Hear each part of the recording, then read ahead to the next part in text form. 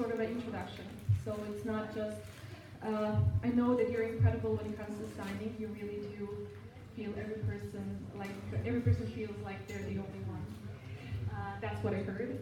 So, but just a short introduction of Markus. Markus Zusak.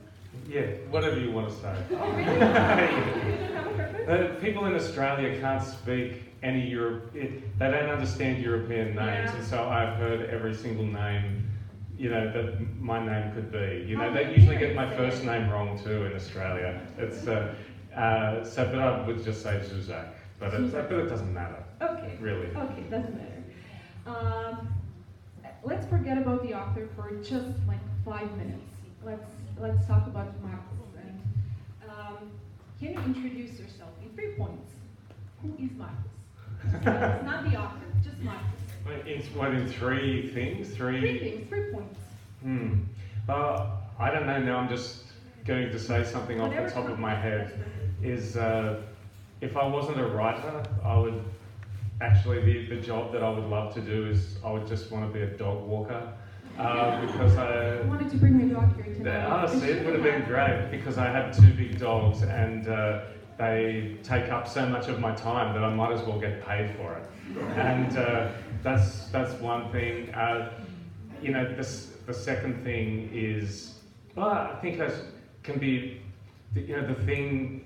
What would be good for people to take away is, I decided to be a writer when I was 16.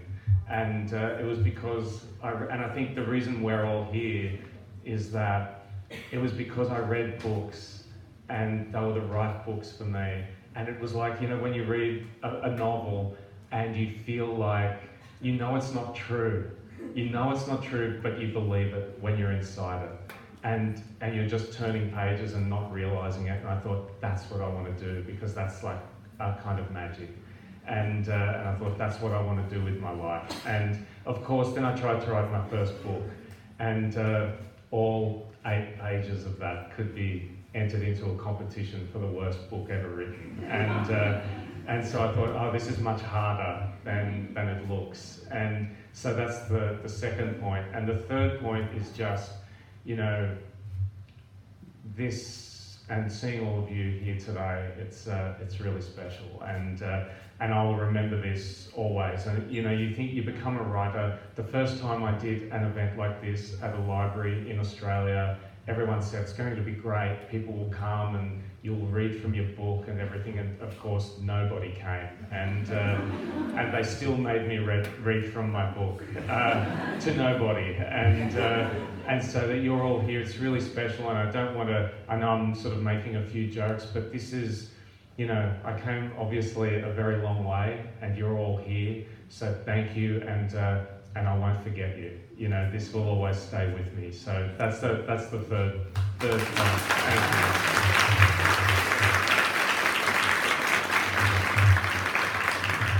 One, two, three. That's the third one, right? Yeah. Okay, I just wanted to make sure. Dog walker. What made me want to be a writer, and thank you to everybody. How does it feel to actually write a book that is so immersive as, okay, I didn't read the Bridge of Clay yet, but I did read Book Thief twice, 10 years ago, and I just finished it yesterday again. And to write something that is so immersive and so believable and so believable for so many generations. How does it feel to write the book you wanted to write?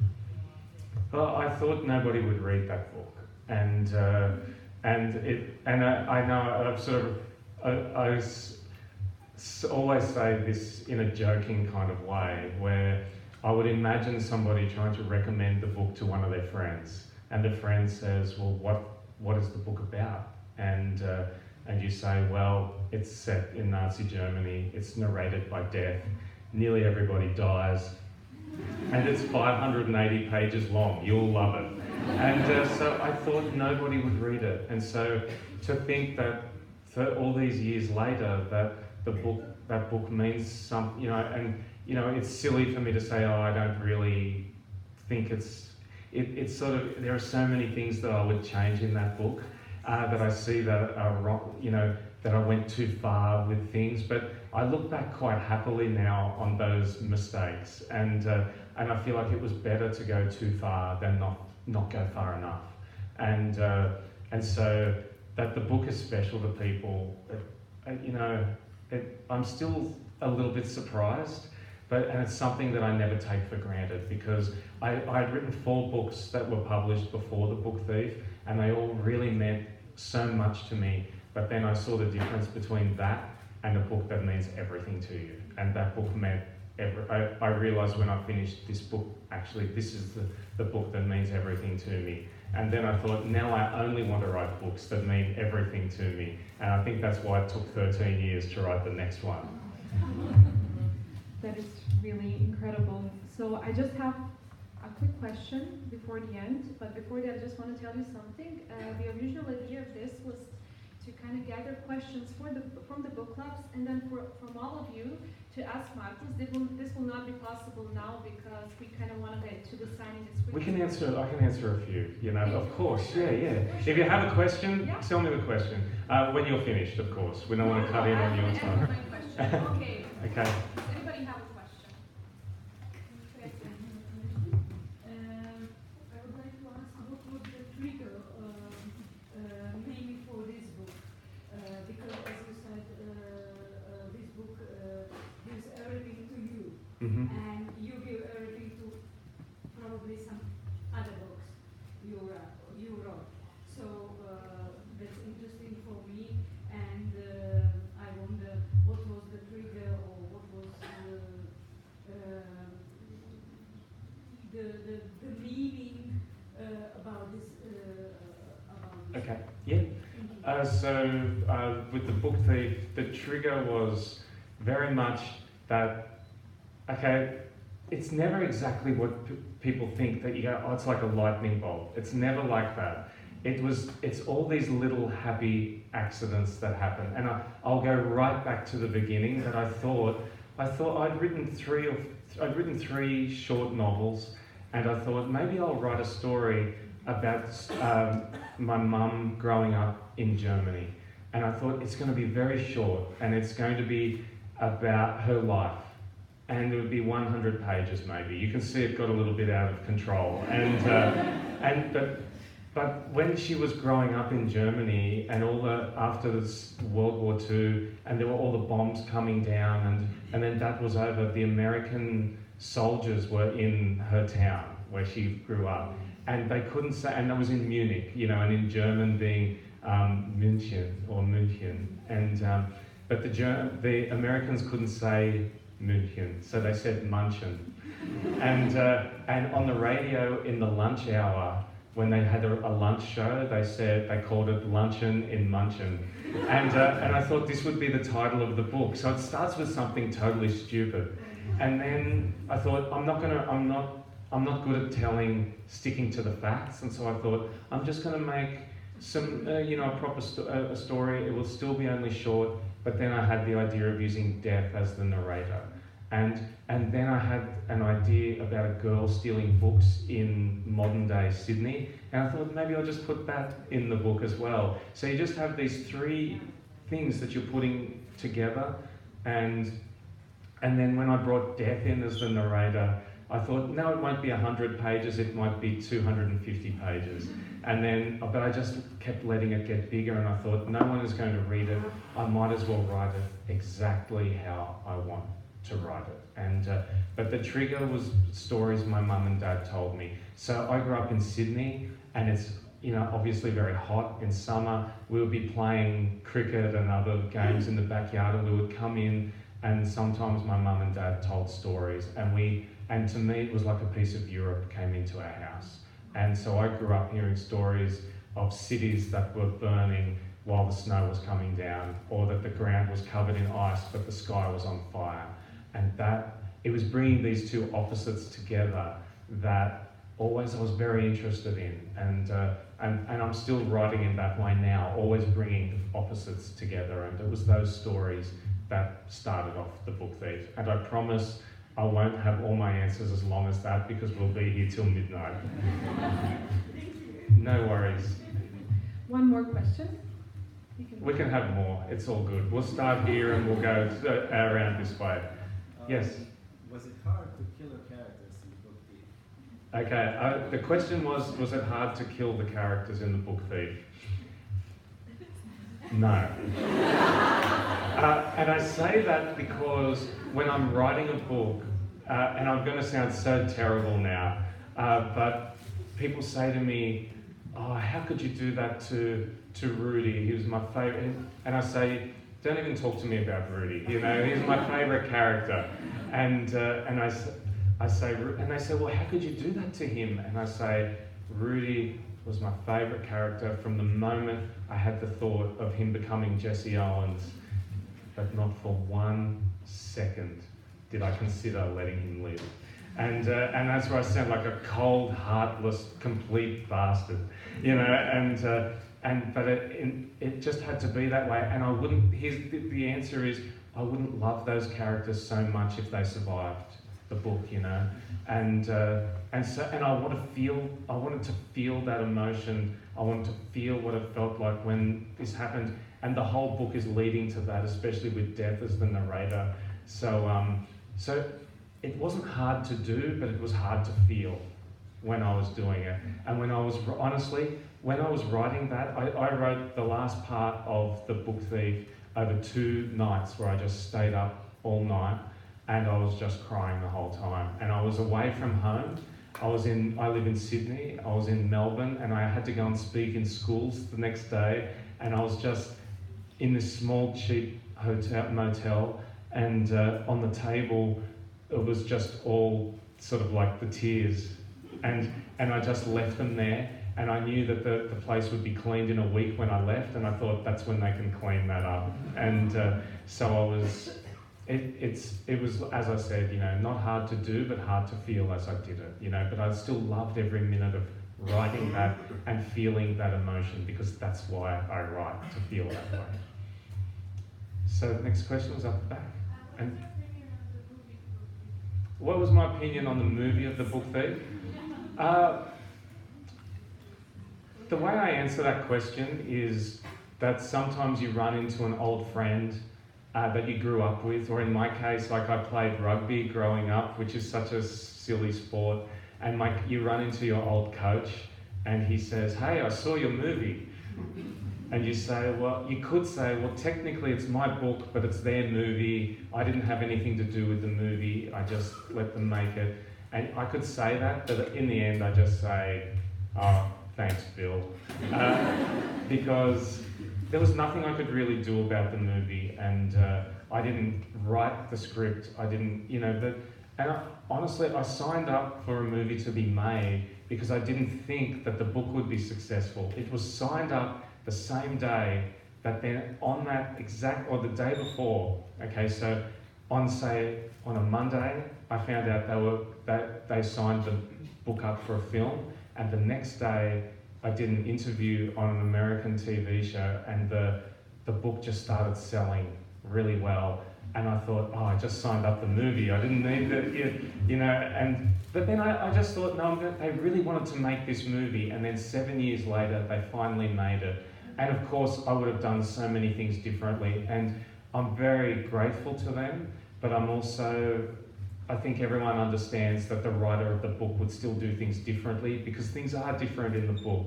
And the audience is different. I think they wanted young kids they wanted to teach a whole new generation of young kids about the Holocaust, and that was never my intention. I wrote the book from the inside out, but they made the film from the outside in, where they wanted an audience, and I didn't think there was an audience. So I just feel like they're two very different things. I haven't seen the movie. I said I'll give it 5 years and then I'll watch the movie again, and I think those 5 years are up. But you know, I have my kids, like they haven't seen the movie. They're not interested in The Book Thief, you know, because they weren't around when I was writing it. So but maybe I'll watch it with them one day. I know there was a question here. Yeah. I have a question about the writer's block. What was the process like of you getting out of it, and maybe what triggered it in the first place? Okay, the question was about writer's block and how do you get out of it. And I'm probably the wrong person to ask about that because it took me 13 years to write the book after the book thief. But what I say to people who want to be writers and it's not working, there's usually a good reason why it's not working. So there was a time where I couldn't write for 3 years between books that I'd written 3 books that were rejected by publishers, and then for 3 years I couldn't write, and I would just say I just feel like going to sleep, and so I would sleep, and then I'd feel guilty. But what I say to people is don't be too hard on yourself. You're just cultivating the iron will that it takes to write when you say now. And you're actually, the reason you usually have writer's block is because you're trying to write something special. It's not because you're just trying to write something at a low level. You're trying to write something special and you're being too hard on yourself. And so in my case, I just either walk my dogs or I go surfing, or I yell at my kids. And that's kind of, I just sort of think, just don't think it's such an important thing to write. It's such a big thing, you know. It's such a great, but that's just for you. And then you realise there's a whole world out there that really doesn't care if you write at all or not. You know, even in my case too, the world won't die if I never write another book. So you realise it's a big thing to you, but it's still a small thing in the world. And the reason that's why I think you get writer's block, because you just want to do really well. And getting out of it is, I think, just realising it's not the biggest thing in the world for everybody, and go out and do something else just for that day, and it'll come back to you. And if that's how you know if you're a writer, if you come back to the desk eventually, you know it's always there. So I haven't written for a year really, but I know that I'll end up back at the desk or the kitchen table to write again. I hope that made sense. Yes? Did you ever consider writing a different genre, like fantasy? The question was, did I ever consider writing a different genre, like fantasy? Oh, as an example? No. and I say no, and it's not and I said no like that, not as in, how could you ask me a question like that? It's because I'm actually, honestly, and I know you'll laugh at this or think it's silly, I'm not really a gifted writer or a really good writer, or really just that it comes easily to me and that I can just say, oh, now I'm going to write a fantasy novel and then it's a great novel. I kind of know what I love doing, and I know that if I step outside of that, it's going to be a long road to become good at it. And so I have enough trouble writing the books that I'm writing, and I think fantasy writers are a whole different breed of person. That, and I don't mean that in a terrible way, but they write obsessively and they write so much, and I have trouble writing like that. So I think I write and read quite narrowly, and so I know what I love, and so I stick inside that, and I try to become as good as I can just at that. Yeah. So thank you. Okay, one more. Mm-hmm. I was wondering about the main characters. Since you killed off most of the characters, did you ever wonder about killing off the main characters in the book? In the Book Thief. So the question was, did I ever consider killing off Liesl in the Book Thief?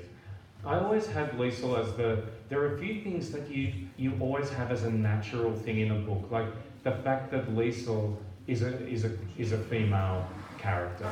She was always going to be a girl, and that's probably, even when my first idea of setting a girl stealing books in modern day Sydney, it was always a girl. It always made more sense to me that it was a girl stealing books. I don't know why, and the same reason why she would live. And I think in the case of Liesl, like when people say to me now, what is the Book Thief about?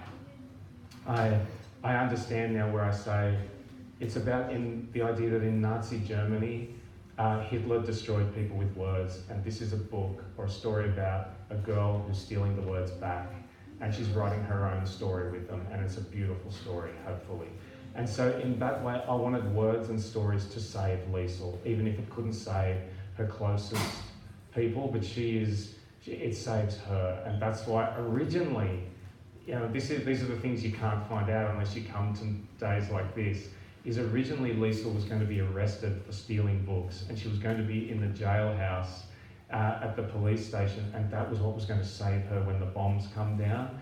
But then I thought, no, she's actually in the basement writing her own story, and that's what saves her. So Liesl was always going to be saved by her love of stories and books, and especially her story, which is about, you know, helping Max and, you know, standing up for what's right.